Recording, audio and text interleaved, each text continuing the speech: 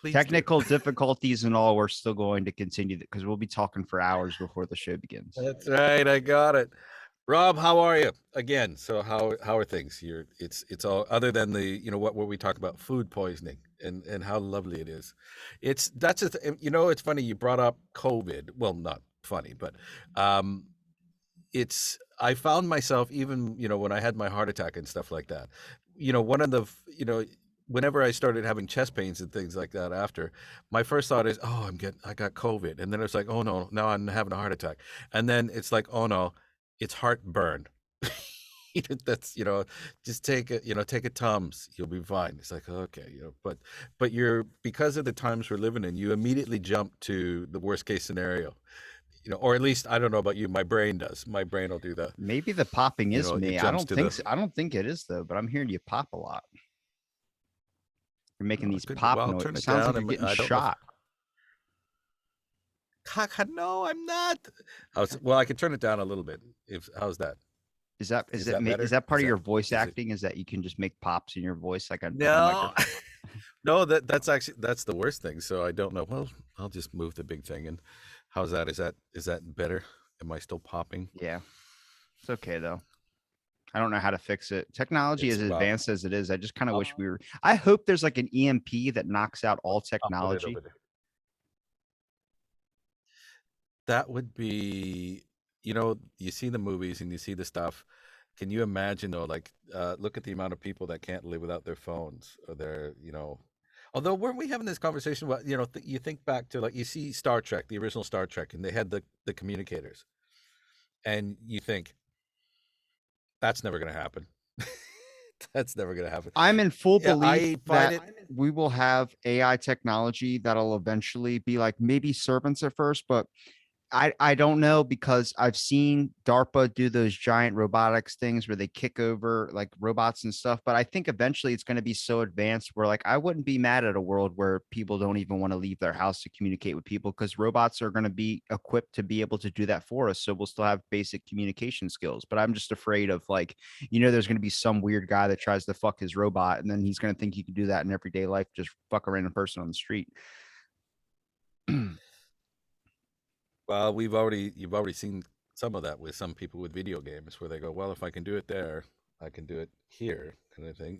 And then you have the ones who get, you look at like the World of Warcraft, the amount of people that have gotten married inside the game and divorced inside the game, and you can actually take people's money for that, and you kind of go, I don't even want to go there, kind of thing. Like, you've married someone you've never met.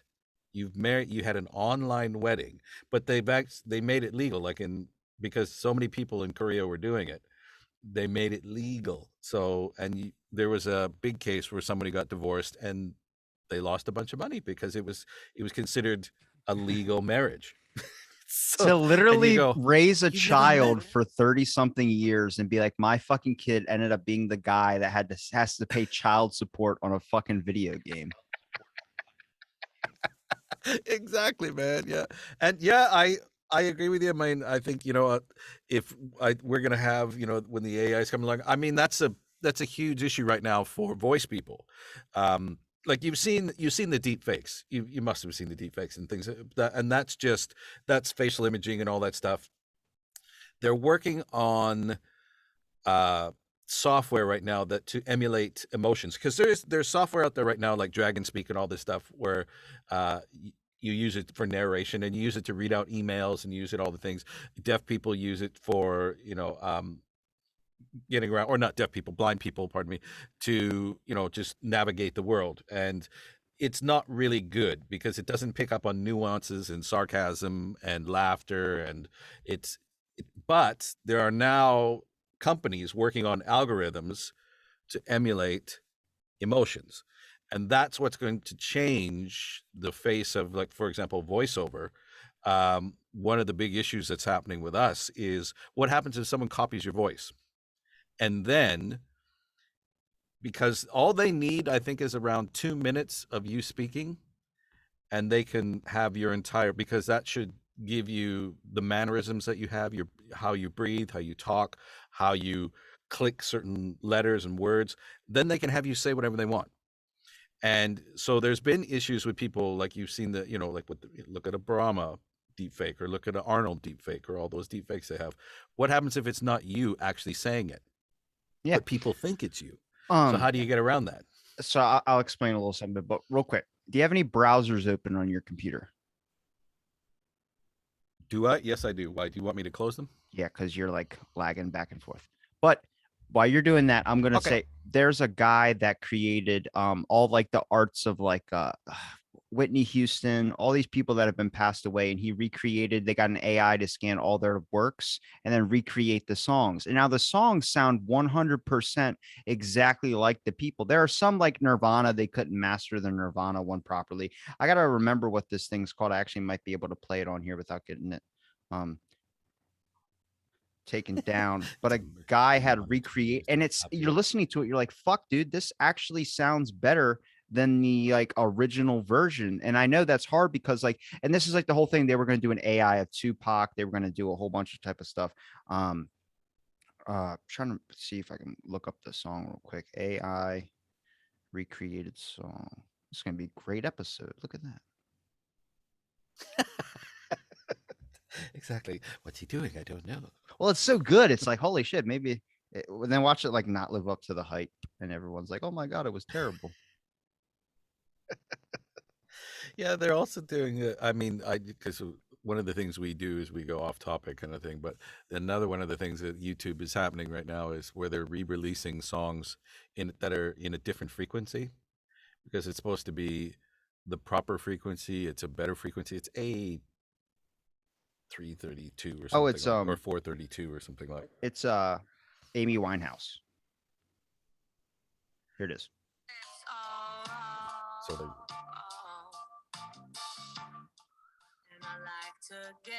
so that's So that's a computer. So what they did was they just wow. literally That's grabbed an AI, grabbed all her works, and had the AI listen to a bunch of old Amy Winehouse songs, and then they just recreated it, and they made that song out of basis of like certain key parts or certain things using her voice, and then making an algorithm based upon that. And I'm like, to say that, I mean, hell, there's probably in the future. I used to be against technology. But now they have this new thing that now they're pushing forward where now you're going to be able to take a 2-inch needle and stick it behind your eye, and it's a little surgery. They just take a fucking hammer and they nam it behind your part of your eye, and then your whole vision, everything. You don't have to wear glasses anymore. It's permanent fucking fix of your. I'm kidding. That hasn't happened, but. So I was watching Shark Tank, and a guy's like, "Here's this device that helps you sleep," and the guy's like, "Oh yeah, how do you put it in?" He goes, "Well, it's literally like a headphone piece, like how the headphones you have, and has a giant fucking needle in it." And he goes, "Well, you get a minor surgery before when you wake up, and then a minor surgery to get it off you when you go to bed. And then so it's like every day you have to put on the device, you have to do a minor fucking surgery." minor surgery. Yeah, you kind of go, no. Even though just putting the word minor in front of surgery still makes it surgery. It's still surgery. I Just would. Can you figure out imagine? how to So get what do rid you of do? Yeah, freckles. Is it that hard? exactly. Yeah, exactly. Does this mean you have like a doctor or a nurse standing beside your bed? Good evening, sir. You prepared for your minor surgery? Yes, sir. Have a good night, sir. Are they there in the morning when you're like, wow, that's nutty. Yeah, so this whole voice thing is all that. There's actually this a quite well-known voiceover artist here in Canada, actually, um, recently discovered that she is the voice of TikTok. Uh, whenever they do things on TikTok, and she did not record anything for TikTok. She signed no contracts to TikTok. She's like, "How did you get my voice? And why are you using my voice?" And what ends up happening is, because you have no control over sort of this computerized voice that's your voice, you can get it to say whatever you want. And she does not want that at all. She doesn't, it's going to hurt my brand, hurt my name, all these things. And it turns out she did some work with a Chinese company years ago where she did about 3,000 lines or something, because they were working with artificial intelligence and AI and things back then. And that company sold her voice to TikTok. So I don't know if it's so she's actually in court right now suing TikTok for using her voice because she's saying that's my property. That's me. So this is where it's the new thing that voiceover artists are they're really getting worried about it because they think that it's going to come out that somebody's going to grab your voice, start doing stuff, and they're going to go, well, actually, I don't have to pay you anything because it's not you, it's a computer. It has nothing to do with you. You've never even been here, but we got samples of your voice, and so they're trying to figure out where's the line, where's the thing that says this is you, this is me, this is not you, this is a recording of you. And then sort of like musicians with copyrights and things like that, where you get into, is that my music, is that the thing, if you've sampled my music, what's the length, they've gone through what's the length that you can use to say sample music. Well, with voice, what are they going to do? So they're not at that point yet where they can actually, where if you listen to it you go, I can't tell the difference, because but they're getting close. They're getting close. And technology, as you said, technology is getting there where it's going to be there. So they're going to have to start passing laws or something soon. Well, what And would you it's develop kind of crazy. as a concept of creating life? Now, creating life, in my opinion, shouldn't be life that is recreated off of something that's already been alive before. Like, I don't believe that you should be having, like, it would be cool to talk to Leonardo da Vinci, but if we don't have a time machine where I can do that, I don't want to talk to a robot that's just imprinted with the memories of Leonardo da Vinci. Because then maybe at one point, if you make a robot believe that he's Leonardo da Vinci, you give him fake skin or whatever the hell it goes to, then you tell him, no, you're actually a recreation of that thing. You're going to have a fucking robot that goes on a goddamn rampage because he's having a conflict of a reality of that he's not Leonardo da Vinci. So to create new life, Yeah. I think it needs to be, if it's going to be an AI, it needs to be its own essential being. It needs to be its own. And I know this is where it scares some people of like, oh my God, you're giving it intelligence, you're giving it a consciousness. And I'm like, look, it needs to be its own character in a way. So when you have like a toy that you buy from a store, now there's a lot of multiple dog toys that are robotics that are all this exact fucking same. And then there's always that janky one that someone gets where it's like, my toy's fucked. It's like, yes, sorry, you got the bunk edition of it. But what I'm saying is Yes, well, you can name it, but you gotta create something new. So if I'm going to create a robot, I would want to create like the Tesla bots that are coming out, those ones that everyone's talking about, and everybody's main problem is that it has a black screen face. And they're like, you're doing blackface. I'm like, come on, guys, what the fuck? But yeah, it's its own unique thing, meaning that this has no features that are off somebody else's. And that's the issue with I think at a good point when we first started talking, the sex doll was becoming these things, the real doll, these giant things that were yeah. modeled after people. And then it's like, well, now you're using that person's likeliness and their characterhood. And it's kind of like, I'm not a fan of that. I don't want another Casper that's an AI. If you pass away, I don't want to hear your voice being recreated and still being used. That's not you though. I am I am so glad you went with the I don't want to do the AR, because if you went, I don't want another Casper sex doll, because Just your that's face just plastered up with an astonished look. can you imagine? I mean, I know, like, I would take over the industry. That's the thing. And I just, I would feel sorry for those other dolls out there because mine was selling so well. But no, I just sex doll, Casper sex doll. I just no, no, no, no. So it's yes, you you got a good point. I mean, it's when they talk about the clones and all these things. I mean, even if you clone someone, if they don't have the same memories, they have different memories. I remember reading a story a little while ago about this person. She was a space pirate or whatever she was from the future, and she ends up getting cloned in this machine, and her three clones end up going off and doing separate things. Uh, and then they all come back together and they share their stories and they realize they're three separate individuals, even though they were from that point where they went in and got cloned, they all had the same memories, but then they went off and had new memories and they all realized we're all different people and we need to have different names. We need to have this because I'm not you, because I've gone off and done this thing and I have no idea what you've been doing and you've gone through different issues. And so that's the thing. So if you can't really, if you're basing something off of something that's already been there, then it's not, yeah, it's not really a, it's more of a, it's a copy, it's a replica then. So it's not really a thing. Now, again, where you have to, this here we're going to talk about what's life, what's the soul, where does that come from? Do they have one? These are issues that I'm not really prepared to. I couldn't tell you what a soul is, but it's all down to, what is life, what happens. I think a lot of the issues that we have as people is we're immediately going to give human traits to stuff.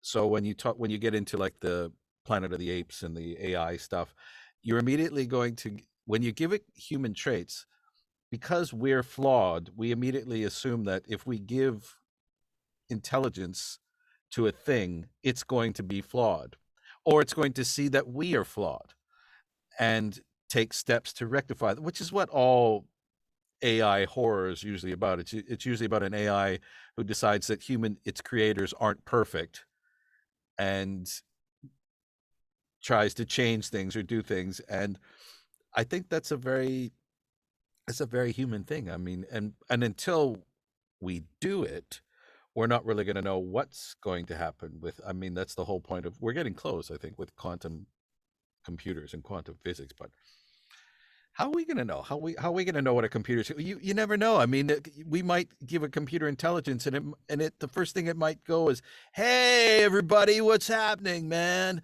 This is awesome." It might not be this Dave type computer that wants to take everybody out. It might just be somebody who wants to have fun, or you never know. Like, because we're at it might be on a different level. It might do things. It might not care about people at all, kind of thing. It might just want to do its own thing. Like. So that's when we have all these stories about, don't let it get out onto the internet, don't do all these things. I don't know.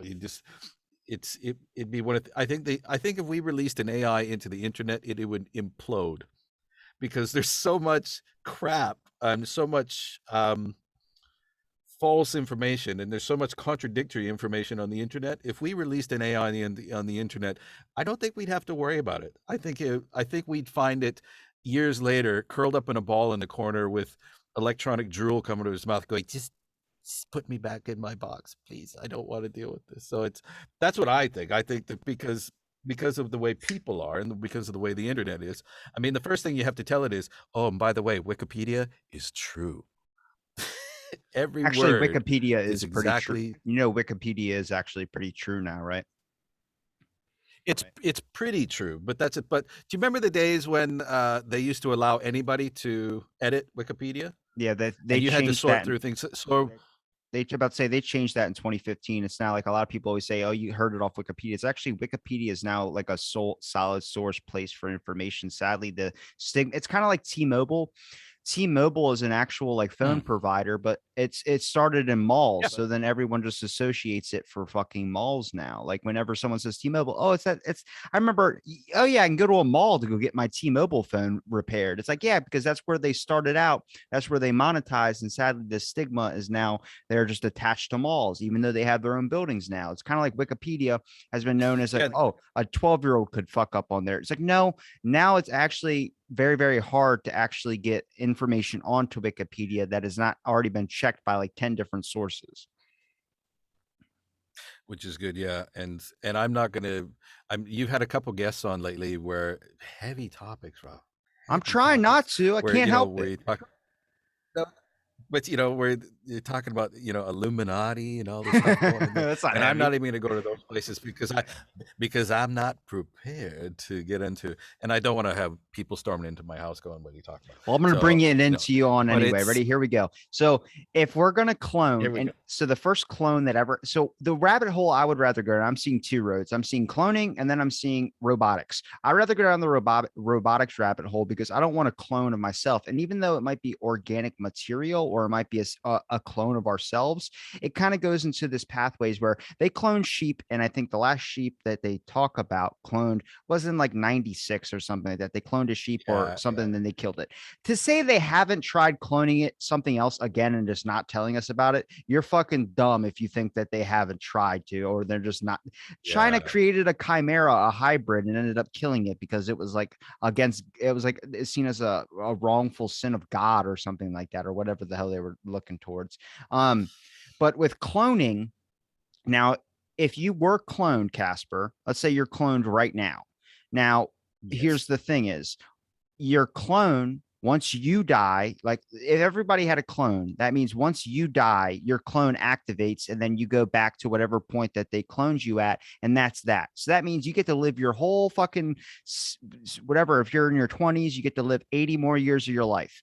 But then when you die, let's say you walk out in the street and get hit by a car, you go back to that 20-year-old clone version that has no memory of your other life experiences. So you'd have to make a fucking videotape for him to be able to watch and learn a little bit about. Luckily, I'm able to look at That's my podcast history and see all my thoughts that have changed. So my kids will have a record of who their dad was. so your other clones, and I could just imagine your clone sitting down with some popcorn, going, "This guy was fucked up. Like, are you what? Did you see this guy?" You just imagine because of, and he goes, "Yeah, he's talked to some really interesting people, but holy cow, I'm surprised his head didn't explode because all the Getting there. knowledge going in there." So it's just one of those things. That's I'm with you. I would much rather robotics rather than cloning. Like cloning people, they've already, yeah, I mean, they've already, when you're talking about like stem cells and all the research and things, I'm sure there's been somebody out there that, done, doing something unethical, but it's one of those things where like, like with the, when you were talking about like the Illuminati, and I don't want to laugh at it and I don't want to do anything about it, but my belief is there probably is an Illuminati kind of thing, but I don't think they have the power that we want to attribute to them. I think, as for me, I think we wish they did, or I, in many ways, I think people just hope there is a group out there that is pulling the strings because they need someone to blame. It's easier to point your finger at a group and go, "Wow, the reason why all this shit's going on is it's well because of them." But if it's obscure, it could be a bunch of different things. It could be a perfect storm of stuff, of gears that have just gotten together that have just created this, whatever's happened. And that's a lot harder for people to wrap their head around, to go, well, some of it's chance and some of it's this and some of it is, yes, these people did do this thing and there's this, that thing. But it's much easier to go, well, no, that guy did it. He's the reason. It, and so if you can do that, then you go, because if that guy did it, he can stop it, or he can change it or do the thing, or I can be a member of his team and I could I could get onto team whatever, and I could start controlling the world as well. This is awesome kind of thing. I think where it's but that's just for me, that's, I'm sort of there. I wish there was somebody that I could go, you know what, it's you. It's you. I know it's you. And I agree with I just you, wish you'd stop. but at the same time, I don't think it's like always the same group of people that's lived like 70 years controlling everything. I just think it's constantly interchanging out with just giant heads and heads of like giant businesses or people that are all over the news or media, our top idols that we look at, or they're just people that we don't know the names and faces of, but they're very good at fucking business. I mean, I didn't know who the Spotify CEO was until I had to look it up and be like, who is the guy that runs all the strings? Because nobody ever talks about that guy. He's making billions of dollars, doesn't give a shit. Well, Dana White's the same way. yeah, He makes billions of dollars and nobody really is trying what's to interview Dana White. it's sort of like is it a woman who was in charge of YouTube? I think it was it's, but there's like YouTube, huge monstrous thing, and people always bitch and complain about YouTube, I do. but they don't really talk about, I mean, they talk about like, Zuckerberg, he did his thing on Facebook and everybody knows his name and he's got a movie, but nobody's ever talked about like the CEO of YouTube or the CEO of the Amazon guy gets hit on often, but he's a bit more visible, he's a bit more vocal. But some people just they have a way of it's like certain stars, like film actors or something, who you don't even hear about. You go, do they even have a family life? Are they married? You don't know, because they're very good at keeping their private life private. They don't want to be out there, and they don't have to be if they don't want to be. So when you think about that, you go, well, I guess if there's some people who are kind of pulling back. So yeah, I'm sure there's people out there who are very good at pulling strings and doing things and manipulating the system, because that's how they made their money. But in many ways, it's like the way you have this is the rise of the influencer now, right? And you have a lot of trolls, a lot of people, particularly during COVID, who just come out of the woodworks, who've just started shitting on influencers because there's a lot of jealousy going on. Like when I was a kid, I never would have dreamed that I could be paid money to play video games. Ever. Like what? What kind of crap is that? And now you have people who have like channels and Twitch channels and do these things, who have literally thousands of subscribers, who just sit there and watch them play video games. I was watching a guy the other day, and he had 19,000 people watching him play this game. That's twice as many people that were in my hometown. And they're all online at the same time doing their thing. And he gets some trolls and he gets some stuff. He handles it really well. He's really good at it. But you have a lot of people out there going, you don't do anything all day. But to be an influencer, that I would never want to do that. To put yourself out there every day in front of all these people. There was this girl who she goes, okay, today we're going to go through my comments, because I think you're a great group. This is awesome. So I'm going to read out some of my positive comments again. So she's going through her comments, and then after about 5 minutes, she went, actually, this is pretty good. I haven't got any death threats today, and no one's actually posted, you should quit posting, you're fat, because I usually get a couple of those. And I kind of went, I couldn't deal with that. I mean, I used to be an actor kind of thing, and they used to say actors needed really thick skin to do what you get, because you're going to get a lot of stuff. Models are the same way. You're going to get people commenting on your looks and not about you as a person. Not anymore. Like that. Not anymore. The whole shift has changed. If you try and shame an actor or a model for the way that they look, you're a piece of shit and you're body shaming. Exactly. But you can shame influencers. You can give death threats to influencers, and you just have to ignore them, block them, type them out, kind of thing, because they get them every day. And I could not do that. I mean, you might think, I might go, yeah, I could sit there for 8 hours a day and play a game. I don't think I could deal with chat. I don't think chat would kill me. See, Kasper, you're a different breed of people. You're more, when it comes to supportive, you're very supportive. I appreciate all the support I get from you 100%. But for most of the people out there, and I think this is probably the one time in history that we've really had a bunch of people watching videos and really wanting to support the people. Like this new generation that's coming up is really about that. But like when I was a kid, it was all about leaving a dumbass comment, saying something to somebody on a video that you watched because you just felt like putting in your opinion. And that's still a lot of the norm out there, but we're seeing a shift turn. I recently made a Patreon. Only you don't get any extra content. It's just if you want to support the show, you can.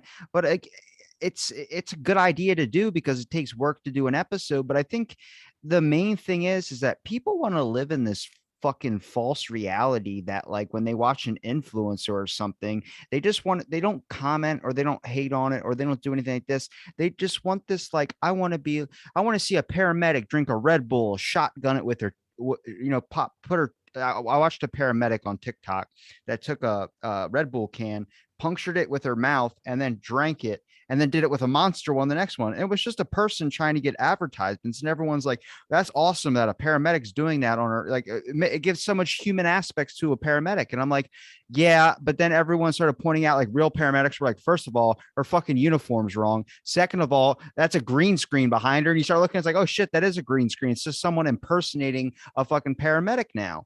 And I understand if people want to live in that fake reality that this is what it is, but I don't like that. And I'm not saying that everything's a conspiracy. The reason why I entertain them so much is because I like those other perspectives of things. Cause like, even if you tell me that like if I'm 23 years old, okay, I'm 23 years old, but who's to say I don't? We count dog years.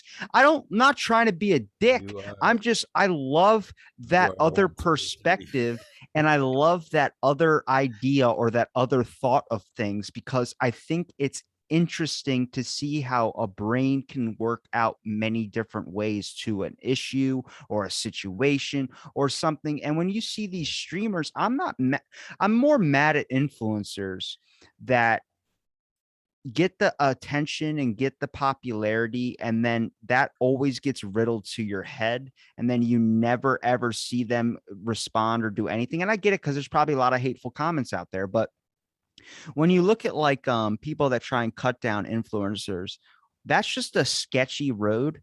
Because influencing, I don't think any generation has ever seen this before until these recent trending times, where it used to be food influencers and now it's like product influencers. But they're people trying to get sponsorships and money. It's the main reason why I don't like to reach out to famous people, because they just don't respond. And I get you probably have a long list of, I was just what is it? I messaged Greg Proops, the comedian Greg Proops, last year Yeah. saying, "Can you do my show?" He just messaged me yesterday and was like, "Hey, send an email to this." And I was like, "Who the fuck?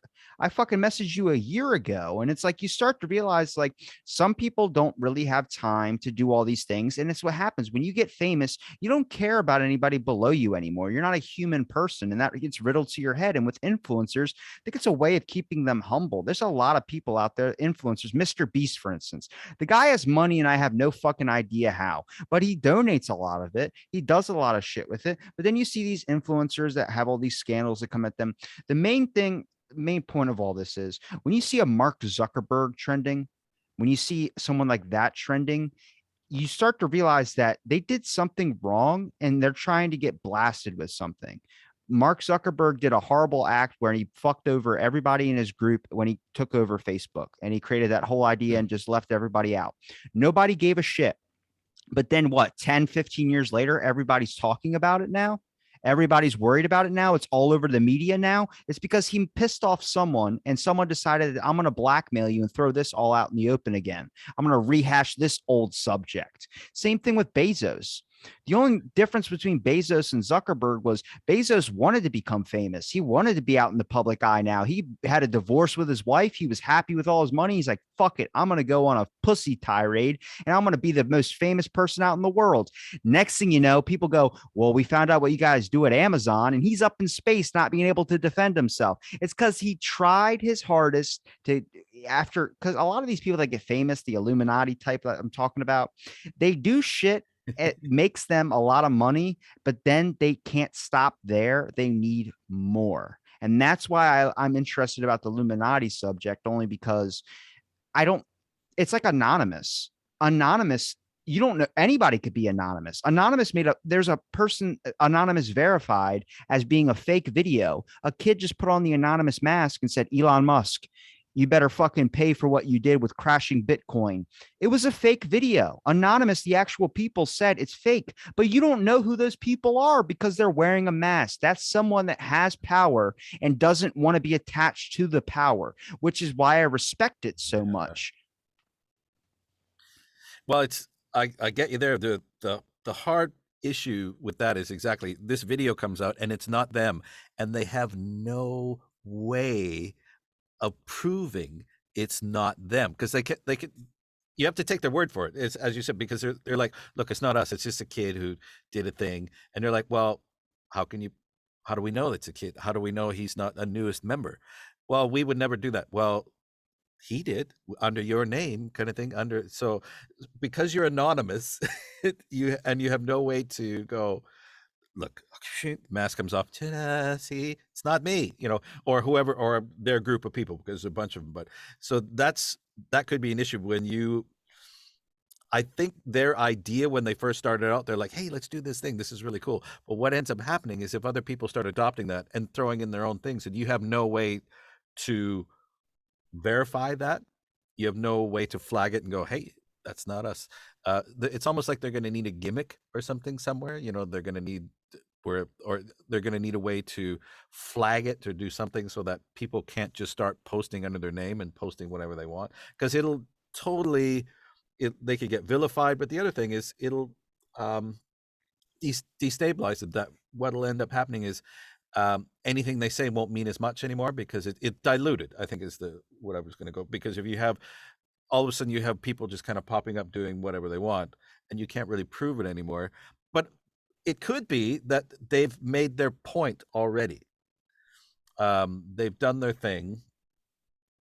Maybe they're not going to do much more, but or who knows, maybe they're doing stuff all the time. As you said, we don't know who they are, so they could be There was a TikTok in there video of a doing guy stuff. dancing, and he had a drone take a video of him. It's a very popular one. It's kind of like I don't know if you remember, but there was a guy named Dogface, and he was drinking an ocean spray bottle while skateboarding, and it was playing some song during the pandemic, and it was like a really dark time where a lot of social media trends weren't happening, and people were like, "Oh, well, this is like a sign of a light at the end of the tunnel." That so when Yeah, that guy Dogface did that ocean spray thing, he got picked up by a lot of people to do podcasts, was getting a lot of fame, and a lot of people that were kind of like their he got shows have he kind got of he got picked up by oceans. He got picked up by Ocean Spray. well, I'm saying is a lot of companies that don't really have a lot of attention in the media a lot saw this as a chance to get some more attention in the media.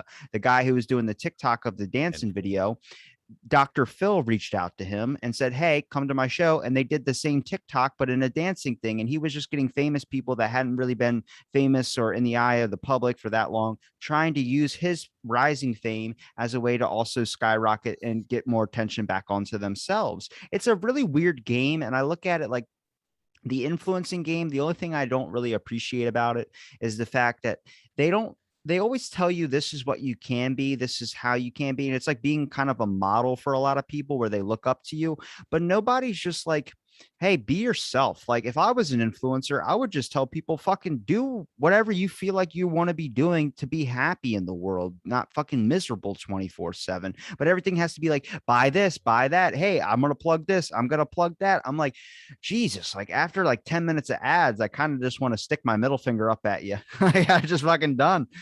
that's well, that's really interesting that you've touched on something. I think that when you talk about influencers have been around for a long, long, long time.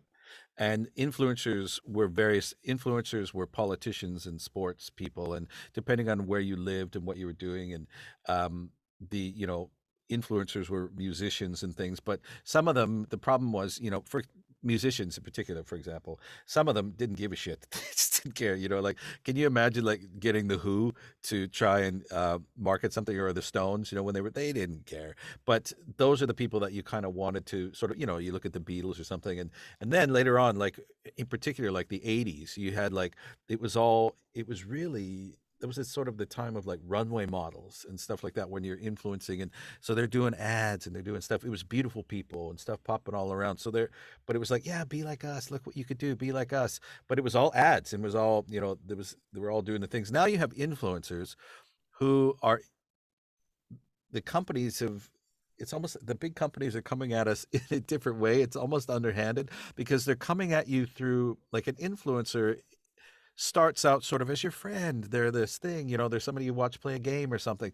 And then all of a sudden they're hawking this thing, that's like, Skillshare, whatever the fuck they're doing, when they're doing their things, because I have to let you know this is a sponsored video, blah, blah, blah, it comes out there. And all of a sudden you realize what you started watching for entertainment, you're now being sold stuff more and more. And if you're a subscriber, or you're something like that, sure, it's the way these people make money, and I don't want to detract from that. But now all of a sudden it's almost underhanded in a way that they're coming at you from underneath. They're starting to sell stuff to you, and you're like, and because this person that you're watching do these things is maybe using a mouse, or it's a computer, or it's a lighting system they've got. You could go, hey, I could do that. I could be like them. And then you're going back to that kind of thing. And it's, yeah, the bring on the robots. I want a robot influencer. That's what I want.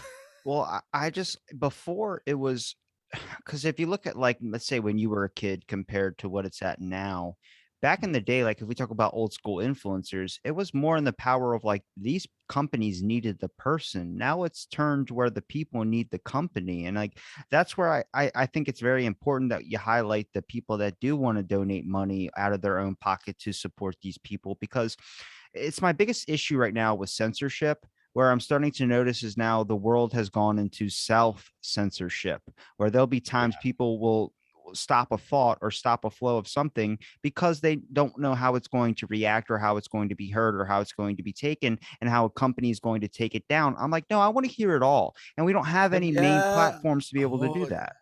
I was watching something the other day, and a guy, he started to say something, and he went, "I don't want to get demonetized, so I'm just going to stop right there." And you go, exactly. You go, I just wanted to hear your thought, man. And because of their, so there's been, yeah, there's less stuff. That's a very good point. Where, and you said something actually that was where you said where initially it was the companies needed the influencers.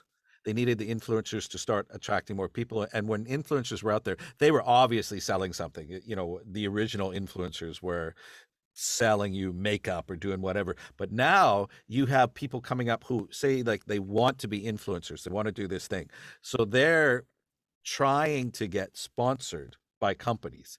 So that's a different approach altogether. Like if you ever watch an up and coming streamer, an up and coming, who's maybe got like 100 subscribers or something like that, and you look at how they do their videos in comparison to someone who's got 20, 30,000 subscribers or maybe 100,000 subscribers, how they talk. It's not just a, a matter of confidence or anything like that. You have it's exactly what you said, where you just want to hear the thought. The people who are, have more sponsors tend to be a bit more, uh, they can be a bit more lax in some of the stuff that they say. Like, yeah, they might offend somebody and they might do something, but they've got so many subscribers there, and it's all down to what you said about they've got the money, now they need more money. Well, these guys are like, I can afford to offend a couple people, that's okay, kind of thing. So they'll say something. Whereas the the the the influencer who's just starting are so careful about what they say, and so it's almost like they're walking on eggshells and doing this stuff, and it's a different type of thing. And then you have the other ones who just don't give a shit, and there's they've got like maybe 20 people who watch them play Minecraft or something, and they don't care if they're demonetized, they don't care if they do Yeah. whatever. They just and they're actually a breath of fresh air to watch, because what they're doing is they're doing it because they enjoy it, and they like talking and they like doing stuff, and they don't care if they get sponsored. In fact, I think if they got sponsored, they'd be like, really, you want to sponsor me? Well, okay, kind of thing. That's on you, kind of thing. I'm not going to change. But so they're, I watch a couple of them who have like, small, like there was one I was watching the other day, 7 views, 24 subscribers, to the channel, kind of thing. And she's brilliant when she does her games, kind of thing, because she's enjoys the game so much. She doesn't really care who's there, kind of thing. In fact, if she has anyone in chat, I think she's just so used to nobody really watching that she doesn't really talk to people in the chat or whatever. So she just goes and does her thing. And it's a breath of fresh air than watching somebody who's like 100,000 subscribers and you do the stuff, and Well, and it's have you ever it's the start of the go ahead. mountain when you're all freshed up and ready to climb up it, and then there's the end of the mountain where you're already at the top, so then you're starting to regain your energy back. And the example of this is like I like listening to new podcasts that have 1 or 2 episodes, only because they're still trying to crave and get a bunch of attention and fans, but then they're so free because they don't really care if it gets deleted because it's only at episode 1. They haven't put a lot of time invested into it. I think this was the biggest shock for me when I was had a video flagged off YouTube that I got put back up. It was all that work is gone. So does that mean my voice or my opinion or my thoughts don't mean anything to this corporation? And it doesn't. And it lets you see how fragile your work is, where it's like, shit, I better not say anything in case something's going to happen. But then you see people like why I'm a fan of Joe Rogan so much, not only on the concept that he talks to a lot of people, and I can understand that with my show as well, too, but the factor of he's at the top When Spotify tells him, hey, you can't have Alex Jones on, he goes, fuck it. He's coming on tomorrow and we're getting drunk because he doesn't care. They need him. He's the main force. And the reason why he's a breath of fresh air for a lot of people is because he's already made it to the top of the fucking mountain. All he needs to do, they need him. He's not using anybody else's success. They can deplatform off Spotify. They can deplatform him off YouTube. Then he creates his own channel, and then people are all going to go to there because they like what he has to say because he doesn't have to moderate him fucking self anymore. Yeah, he's up there.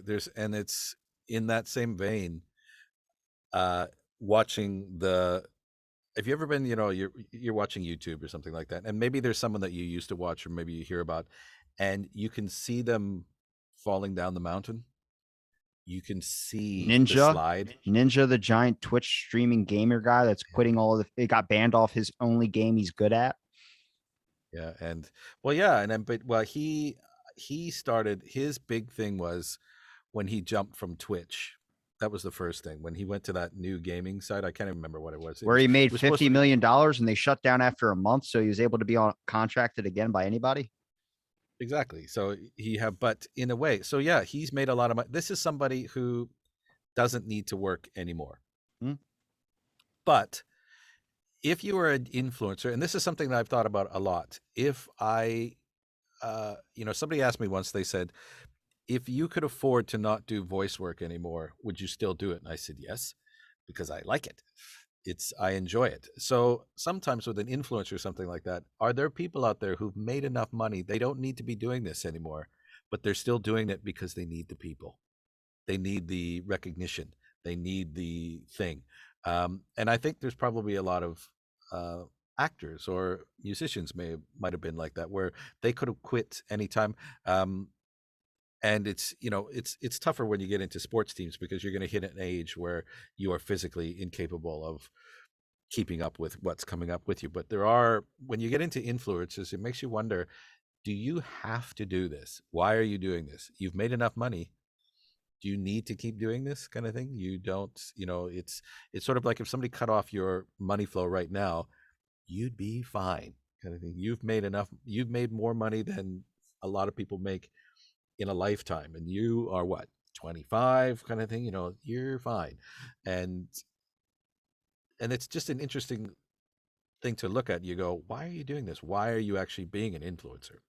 Some people enjoy it. Some of them want to influence others. Some of them want to see, maybe let's spin some people around. And then others, makes you wonder, like, I could, again, as I said, I couldn't do it. I don't enjoy Zoom calls that have more than 30 people in them, kind of thing. So it's because I find them to be tedious and I find them to be irrelevant. It's like if we're going to have a meeting on Zoom, keep it to like 9 people that I can maybe keep on the screen, but even then, that's 6 too many kind of thing. If you're unless you're meeting in person, and here we are. But even then, meeting in person, if you're meeting 30 people in a room, it's that's more of a lecture unless you're all sitting around the big Illuminati table where you can all kind of see each other kind of thing. But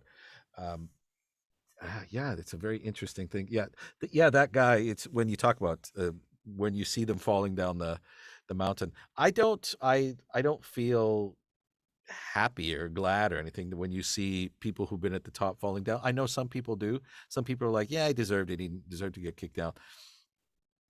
I have no idea, because I've never met this person. I don't know what he's like. So I don't know if he's a nice person who had shit happen to him, or if he's a bad person that got what he deserved. If it was like the karma fairy was sitting at the top of the mountain and went, boom, and just gave him a good kick down. And it's like, you're not staying up here much longer, fella. So you don't know. So it's, yeah. And there's what, like the top 5 streamers, are all, what, under 30, aren't they? They're all between 20. It's just, here's kind of like the rule of thumb for a lot of things is that it's so hard to stick it out and just hope to God that it ends up taking off and you're able to build up in your way that you want to build up without anybody changing the flow of anything. And I bring this back to when my dad was like, you should do radio. And I was like, I don't really want to do radio. I'd rather just do a podcast. And he's like, yeah, but you get paid to do the thing. I was like, yeah, but I have to do what you say I have to do. You know what I mean? And that's not me. I'm not a script type person. I'm an off the cuff type of individual that wants to talk about random things. I'll be interested in one thing 1 minute, when interesting the next thing, I don't know, another time. But it's kind of like Joe Rogan talks about it a little bit too. And I've watched him since his first episode when he had snowflakes as his background thing. He was just fucking around on a computer.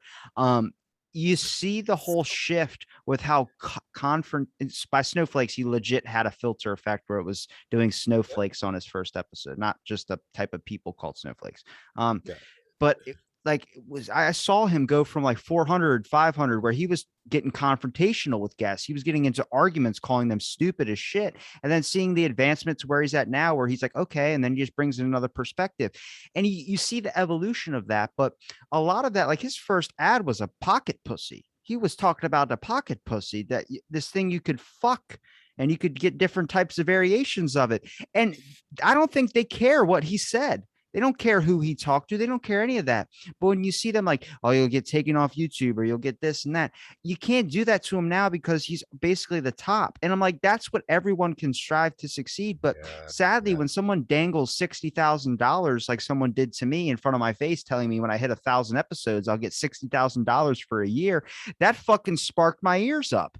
But then now it's like very hard to, that person doesn't contact you that much. They send you a random text every now and again. And I'm like, I don't even want to fucking deal with this. It's your own network. I got reached out by a network. I didn't want to, I ended up not going through with it, but it's very enticing. But then you start to realize like, okay, if you're gonna, like, the reason why I'm not part of a podcast network is because then it goes, okay, if you're part of a podcast network, so I'm like, okay, what's the point of the network? Well, what we do is when someone releases an episode, we share their stuff and we do all this stuff. I'm like, okay, cool. So it's not gonna mess with my show. Well, you're gonna have to plug that show of the other people on your network on your own show. I'm like, randomly, I'll be talking about AIs and sex dolls, and I have to be like, don't forget Squarespace. No, it doesn't make sense. And what I kind of want to do is eventually, if I ever get enough money to do so, it's probably just a pipe dream, but I want to create a own network where it's just a free community with my whoever podcasts I like, people like you that are doing voice acting work that have whatever projects going on that I could just have up there. And I don't need to fucking manage your shows. Do it yourself. I'm just giving you a free spot like Odyssey is. Odyssey is another YouTube streaming platform, but they don't give a fuck what you say. Now, there's goods and bads to that. Sadly, there's a lot of people that do some horrible shit on the internet because they think it's funny. But when it's just your thoughts and opinions, I don't think that they should. I talk about with the censorship thing. I don't want there to be censorship. Now, I want there to be censorship when there's people threatening other people to take their own lives. But sadly, if I say I don't want censorship, I can't just move the goalpost to be like, hey, I don't want people doing this, because then that goalpost never stops. That's how this whole censorship thing started. I don't think people realized in the past 5 years the transition that has always been. I mean, what was it like? Not even, I look back like 2 years ago episodes, there's all these giant crises going on where Trump was saying, I'm not going to give you a stimulus check because anybody that said hashtag not my president, I don't want to insult you by giving a check. He tweeted that and then deleted it. That was 2 fucking years ago, was a giant trending ass topic. Area 51, giant trending ass topic. Look where we're at fucking now. Like, that's what I'm saying is like this whole gate of control when it comes to giant corporations and media, they've never had this much power, but we've somehow gotten to this point where we're like, manja, manja, give me the shit, feed me shit, feed me shit. And Yeah. now they've seen that. And now we're like addicts going back to our dealer. And that's the craziest thing, is that all these corporations, YouTube, Twitch, Discord, any type of streaming service you want to talk about, are you, I understand because they're that you've always gone to them. So it's just so mindless to easily go right back to it. But when you're saying, or you're listening to your favorite person that you know, this is like they're blocking some of their thoughts. Do you care to still watch that content if it's not truly them? How much of them has been sucked out all because this is how corporations are? When people get fired from fucking Disney because they say something that might be taken out of context or might not be worded properly, they lose their fucking jobs and their livelihood. So now everyone's afraid to even say anything. So they just look like robots, or they look like fucking a mannequin with a fucking hand shoved up their ass, moving their fucking mouth. Yeah, that's a really good point. I mean, I'm trying to think if there was, I think there was one streamer I did watch, and they kind of changed over the course of like 6 months, where they they weren't really, and I want to say they weren't really being entertaining anymore. They were being kind of samey. It was just whereas part of the when it's kind of weird. Like I was talking to somebody the other day, and they said, "So what do you do in your spare time?" And I said, "Well, I'll sometimes watch people play games." And they were like, "Just get out of my house. Just leave my house." And I went, "That's if I'm being really lazy," kind of thing. But what I will do, I have caveats and all that kind of thing. If it's a game I would never play, or I don't own that platform, I will occasionally put it on in the background while I'm doing laundry or something like that. And because I don't like to watch the let's plays that have no commentary, that's just the game, because that's not what I want to hear. Is the person playing the game and commenting and talking about, because they're usually talking about something else over top, and it's usually a topic going on. And I find those interesting. I find, and there's a couple of YouTubers like that, but there was one guy I'd watch him for a while, and I was like, actually, yeah, you are censoring yourself and you are doing this, and it's not as fun anymore. And then he stopped doing less talking and more playing, and I was like, well, no, I don't want to watch that. I actually, the reason why I'm on your channel is so I can hear you talk, kind of thing. That's the whole point. And so yeah, that's a good point. With it's like, What why do was you it keep when watching? Rob Lowe was on television? There was that show, The Other Family or something like that. And he was on it. And like midway through the season, without any like explanation why, they just made the other family black. And even Rob Lowe talks about it. He goes, "Why? Like you didn't even explain what happened. It was just, oh, now the Jeffersons are not white anymore; they're a different color, and it's like it's a whole new family." They didn't explain that, but that's what they thought the network thought would be a good change to get more audiences and make it more diverse. And you start to realize, like, yeah, that's a good thing, but you didn't explain it. You just abruptly did it. During the Fresh Prince, there were three different aunts. They were all were like different. And it's like, you're not explaining this. You're just, oh, something happened. Then you had to replace somebody. That's the thing, is like, do you want a giant corporation coming into something that you created? It's basically like your baby in a way. Any work that you create that you actually put time into is your baby. And now you're having a corporation come in and go, okay, it's going to Yeah. be out of the blank podcast, but we're going to give you some topics to talk about that we really want you to touch upon. If you even tell me ahead of time, hey, I want to talk about this, I'm going to end up talking about everything but that. Not even purposely, on fucking accident, because you put it into my head, and then I'm going to keep trying to avoid it because I'm like, why is this coming back into my brain? And it Because happens all the time. I get so many guests that go, they'll give me a paragraph before they come on my show for the first time. I'm like, stop, stop. I don't want to know any of this shit. They're like, why? I'm like, because I'm getting to know you. And that's the whole point of the show. It's supposed to see where it goes. I'll end up that's saying something that triggers a memory or something. that that's the thing I love about being on the show, is we circle back eventually, but we go into so many different directions. It's when you were talking about, like, like the Fresh Prince and all the different ants and all that, and the family. I call that the Felix Leiter syndrome. Um, that's a James Bond. I don't know if you remember the CIA agent on James Bond that he meets is called Felix Leiter, and Felix has been black, white, a woman. He changes from movie to movie. Whereas James Bond, yes, he's changed actors a couple times, but Felix has literally changed races and sexes, because it's, even though in the book he's written as a certain way, corporation stuff are going, okay, well, how can we make this more culturally different or something? So it was just one of those things where you went, how many Bond films are there? And in each one, he's different. I don't think the same actor comes back to play him more than once. And you go, poor Felix. Like, what kind of character is that? They're like, so yeah, hey, I just got cast in James. I'm Felix. It's like, oh, well, enjoy your one movie. It's like, oh yeah, you're right, because they're gonna recast it in the next one, because and I have no idea what cultural bounds they're trying to get. And it's just one of those things where you go, why can't you just stick to one character and change the character? Like, maybe the character needs to be more affectionate, or maybe they need to be more badass, or maybe they need to be, so I can understand if you decide, in the times where they decided, like when M became a woman, kind of thing, when they made M Judy Dench. I understand what they were doing, kind of thing. And she, pulled that off really well. But when you have a character that changes so much because the powers that be can't decide what the audience wants. It changes every movie. That's just really weird kind of thing. So It's also hard too, for instance, like with Blues Clues. I know everybody's retweeting that Steve came back or whoever came back. Now, I was there when he left, and then they added the new guy, and then their ratings dropped dramatically after that because nobody could be attached to the new guy because you only knew one dude was the face of Blues Clues. And then he comes back and everyone's like, my childhood saved.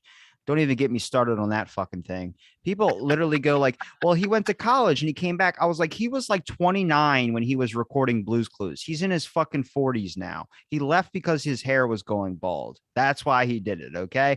And you start to look at like the giant change a network does just to keep the thing going is like, is it better off if it's dead? Like we were talking about the AI thing in the beginning with the auto recorded yeah. songs.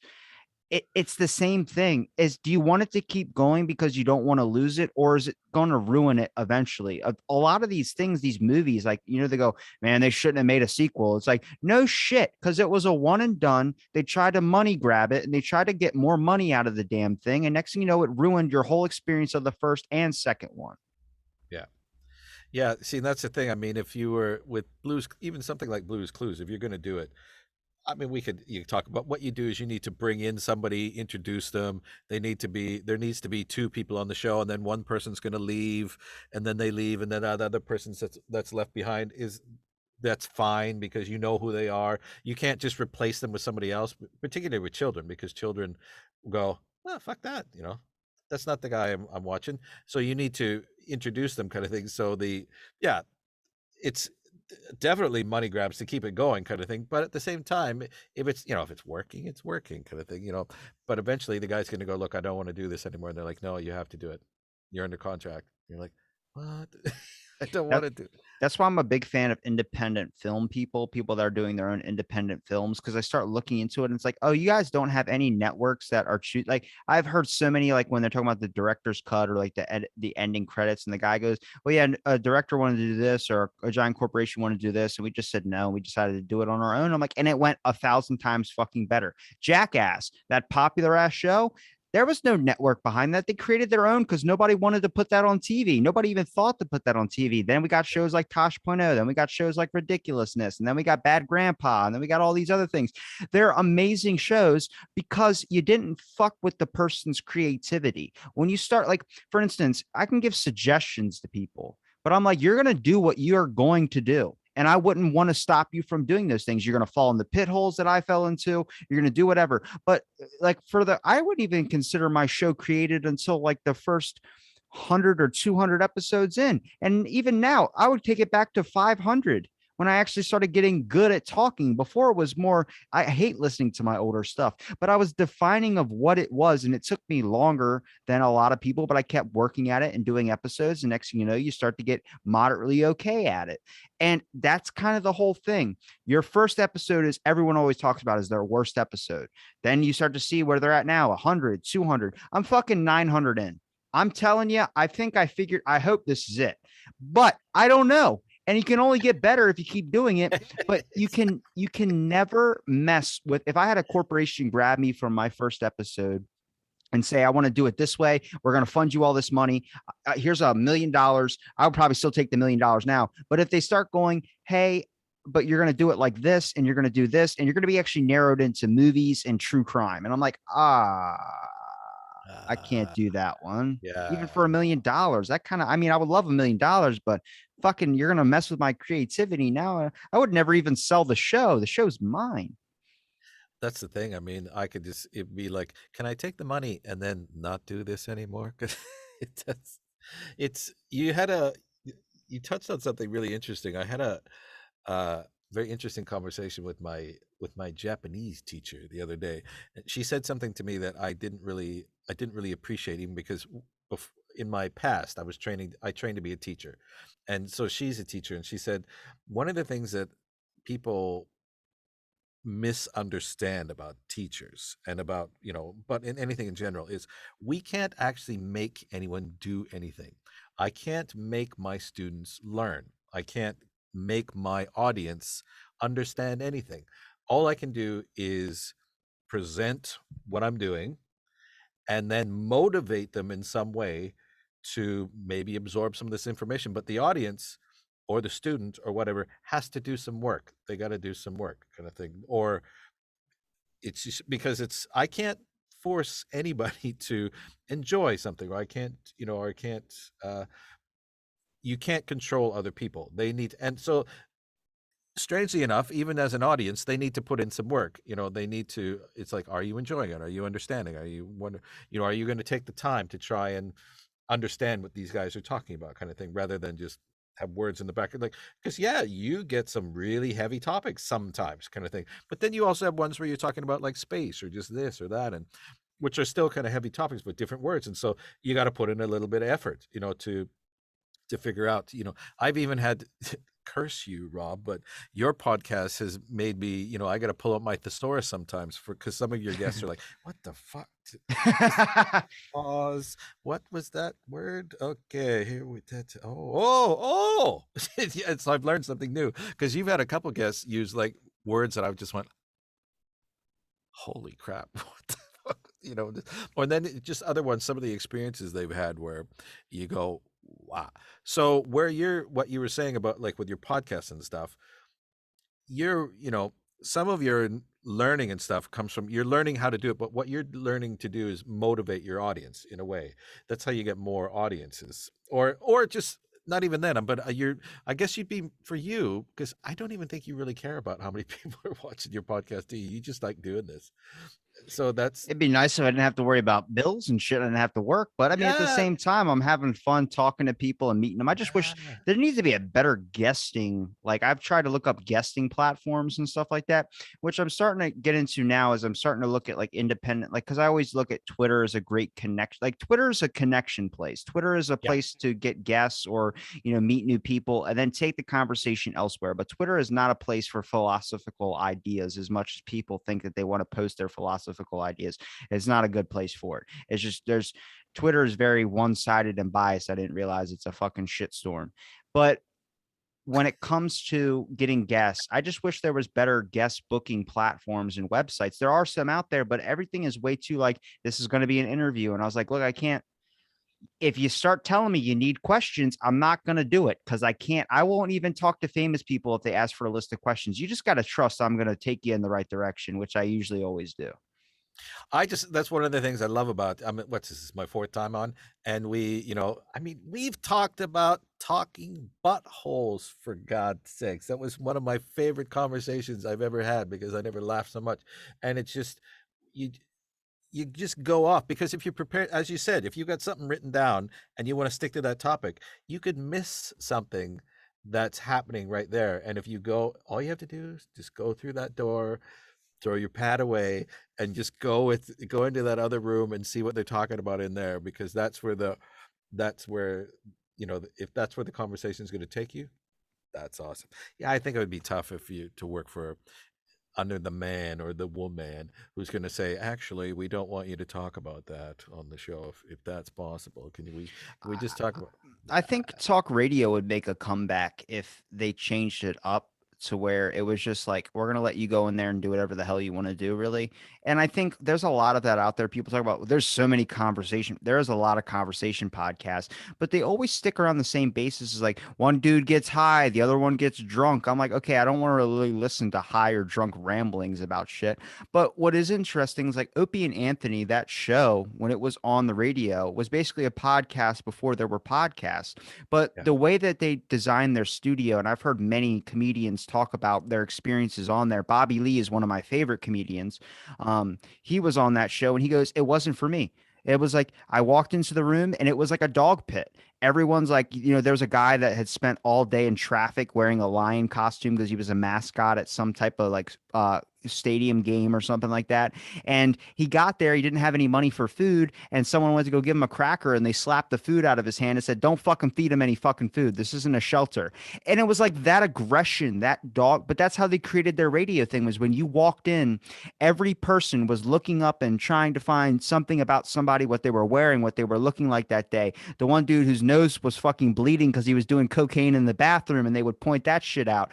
They would always just make fun of each other, and it was like a fucking free wasteland. Now, some people create their shows like that, and some people can do that. I have plenty of friends I'm trying to get their shows started where they're great political fucking ranting points. My buddy Josh Weiss, who was like a fucking political hammer. And I'm like, you have the best aspect of your personality is that you don't give a fuck what people say about you. You don't care if anybody gives you a comment or anything that would make people fester upon it for days. And that's why you're perfect for this show.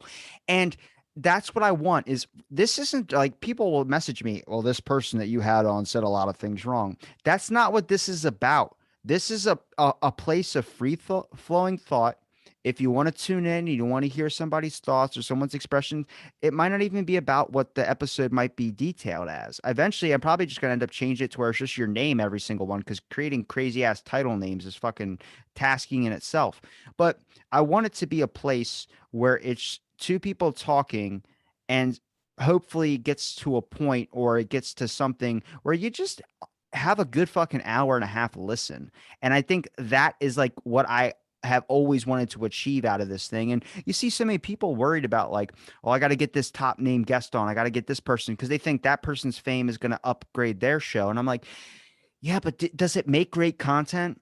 Does it when you're interviewing or when you're questioning? And I've seen so many people where I'm like, oh, that's a good guest to get on the show. I have to click on his show. And I click on it and I'm watching it and I'm like, damn, like this is fucking awful. Like they're just asking these really like they look like a child talking to a Superman or something where it's like there's no even flow. And that's why I'm like I don't think I'd ever want to talk to Joe Rogan. I know that I would love to be on his show, sure, but I would never want to have that exchange on mine because I don't think I could get past the point of how much I know him already. It's kind of like when famous people meet people they grew up with watching and they're Yeah. fucking childs again. It's that same thing. And it's weird because fame, from what I've heard everybody talk about, especially child stars like Miley Cyrus and things of that sort, they say that fame, especially whatever age you get famous, freezes you like carbonite mentally.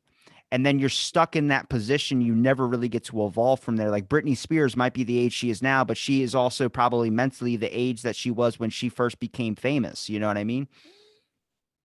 Yeah, because the fact that she's still fighting with to have custody of her life Well, in a she's way. good now. She's out. Yeah, but I mean, the fact that she had to have that fight, you kind of go, and you have, and they go, yeah, did you hear about Britney Spears? Yeah, what is she like 19 now? And you go, no, she's she's a bit older, kind of She's like thing. Oh, oh, 42. yeah, and they're like, oh, really? And the other thing is, we as fans never want our idols to grow up. We always want them to be how we remember them, kind of thing, because it also makes us feel old, in that essence. But yeah, I catch you with you. I think one of the interesting things about uh, Out of the Blank is you don't know what each show is going to be about. I mean, even if you've got a catchphrase, you could say to me, "Yeah, I'm having a volcanologist on the show," and you guys will talk about bikinis and sand getting wedged everywhere, and it has nothing to do with whatever their particular thing is. It might start that way. I mean, you might start a paranormal conversation, and then you end up talking about getting drive through at some uh, big boy or something like that, where you go, yeah, remember that thing? I remember what we used to when they had them. That's the cool thing because you never know where the conversations are going to go. Well, what scares me about that is when I get academics on, it's like they're afraid to say what they want to say because they're afraid it's going to harm their career. And I'm like, Okay, yeah, I never want to be in a position in my life where even if I get a degree from somewhere or I'm in a job somewhere, I don't want to be limited. Everything that comes out of my mouth is thoughts of my own or thoughts of what I am experiencing at the time. Do they age well? I have no clue, and I won't know until whatever that day comes.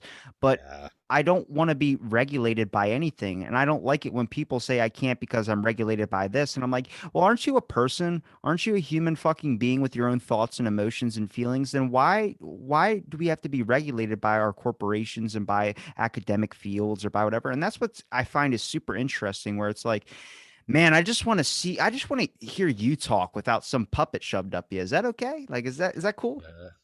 Yeah, and I mean, well, it even comes down to I think that could be one of the reasons why we fear. giving AI intelligence kind of thing, because we all have filters and we all have these things where we go, I don't think I'm allowed to say that. Like when you're out in public, how many times have you caught yourself and you went, oh, I shouldn't say that. Mhm. I, but because you want to say something and you go, that's going to get me punched. If I say that, or you go, ooh, I don't want to offend anybody. Or how many times have you opened up, now I don't want to offend anybody. The moment you say something like that, you're going to offend somebody. That's why you're saying it. Or it's like, I mean no, people, now I mean no disrespect. Yeah. Yes, you do. That's why you're saying it. And you're about to disrespect everyone within earshot. So if we give AI intelligence, they're going to look at that and they're going to go, oh, was I not supposed to say that? Oh, Well, well, that I just felt, like, well, there's a difference between that, and there's a difference between maybe an astrophysicist or an astro or whoever studies space, physics, whatever. Then you ask the question about aliens, and they're like, I can't talk about that type of stuff because that's just, and they just dismiss it. It's like when you hear Neil deGrasse Tyson and he just won't even entertain the idea of aliens. And it's like, you, out of all people, don't believe that there's alien life out there? And he goes, possibly, but I don't, it definitely didn't come here yet. And I'm like, with all the shit that we're seeing, what are you talking about? And it's like, when they don't, like, that's what I don't get. Any of these communities, man. I love the UFO Twitter thing because I like the people that are like, this is just fun. Like that's what I appreciate about things is yeah, when it's is just fun. But when someone starts rambling off a bunch of like stuff and I'm like, where's your sources? They're like, well, I heard from a guy who knew a guy who knew a cousin who went across the street from a guy that knew this other guy. And I'm like, well, what's the fuck? What are you talking? And you start hearing these stories and I'm like, this is like a child telling a story. I'm like, where's yeah, like just the fun in it where it's like, isn't this cool? Or it's what I like. It's speculation. Should I just change the show name to Out of the Speculation?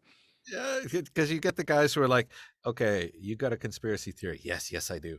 And you People think develop I'm a this. flat earther. I'm not a flat Yeah, earther. exactly. But you get this thing where you go, so you're asking, so it's like, okay, conspiracy. And how did you come up with this theory? Well, I Googled. You go, you were a Google master. Okay. And how long did you Google? At least 37 minutes. And you're like, so you tie a bunch of links together and they go, see, it all ties together. This link goes to this link, goes to this link, and they're all talking about the same thing. And you go, oh my God, yeah, because there has to have been. I mean, you look at some of the pictograms that you see from space that are in Arizona or fields, where you go, that thing is huge. You see some of the pictures of where they are in Peru, I think, or somewhere else.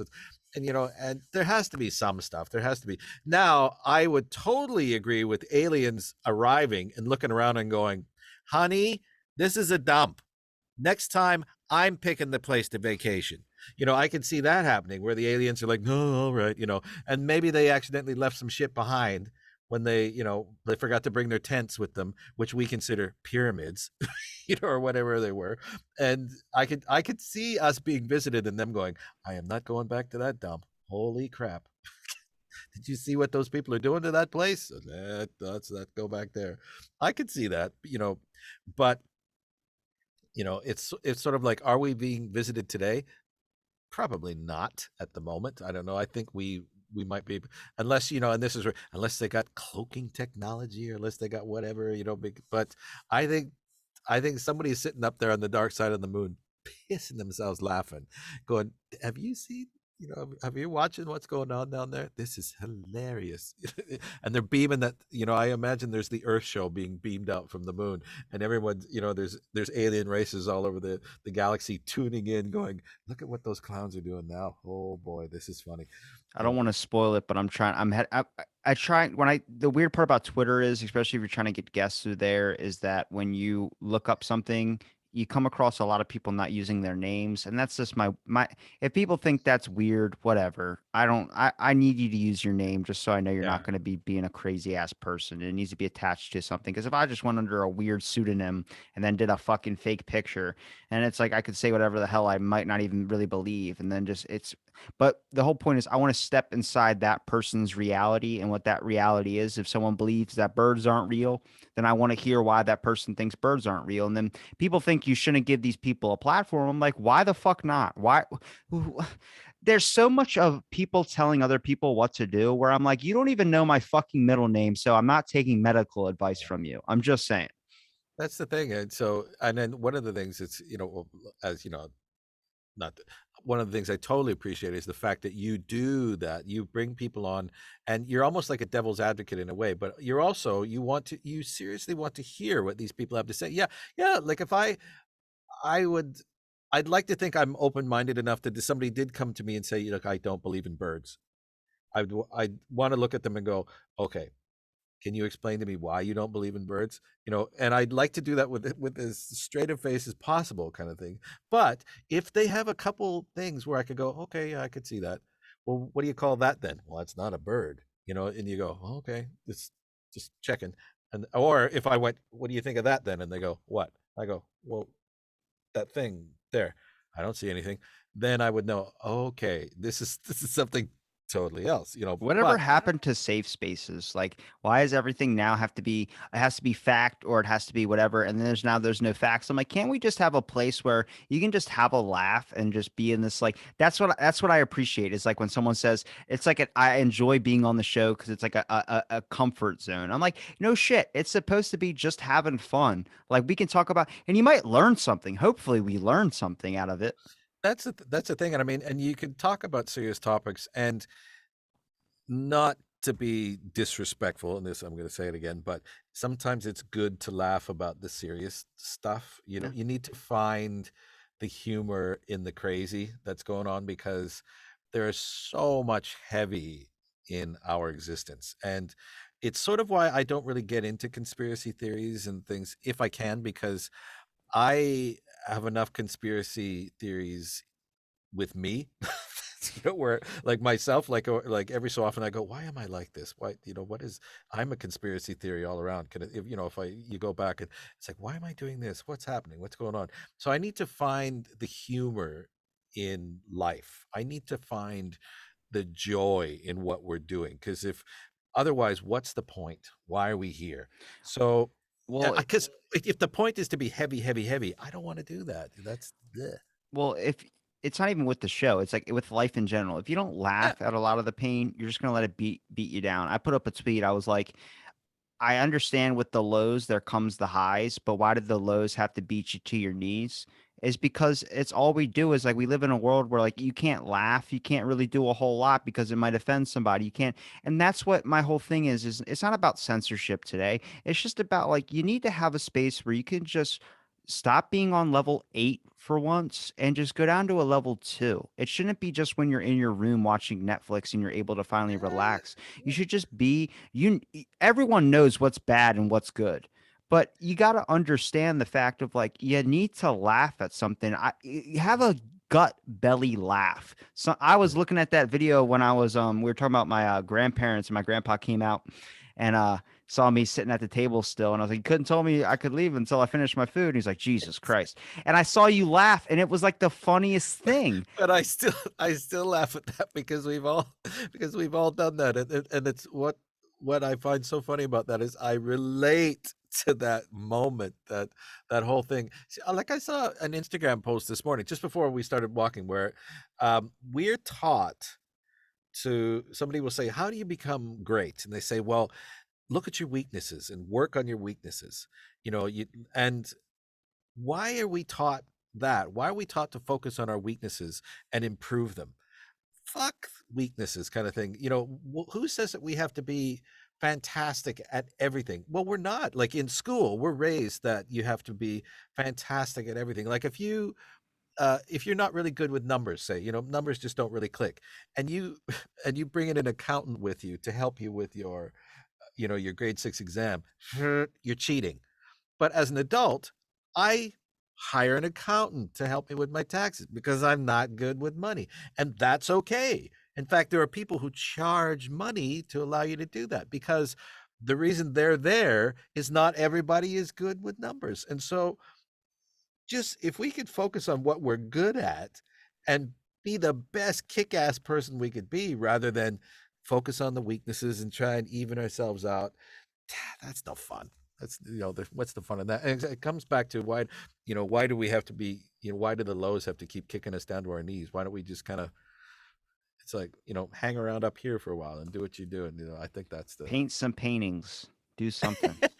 Bob Ross. That's right. Even and Poor Bob Ross. He doesn't even control his image. Yeah. You know, that's I've talked that's a about it a few topic. times already. Yeah, that's a topic for something else altogether. Casper, it's been a pleasure talking to you again. Is there a This is place where always people can find your podcast, not your podcast, your voice acting work? It's technically, you should just do a podcast at this point. I should that's yeah, but why? You know, which then I'd be competing against the likes of you, and I just I'm no competition. You're good. Kasper-Michaels.com will bring you to everything that I am. Otherwise, just type in my name in LinkedIn, and I'm there. I'm right. See Thank his you. lovely face doing the wink, what looks like he's chewing on a cigar. That's right. That's how it's got to be. Thank you again for an absolutely entertaining conversation, my friend. And we'll see you on the next time around.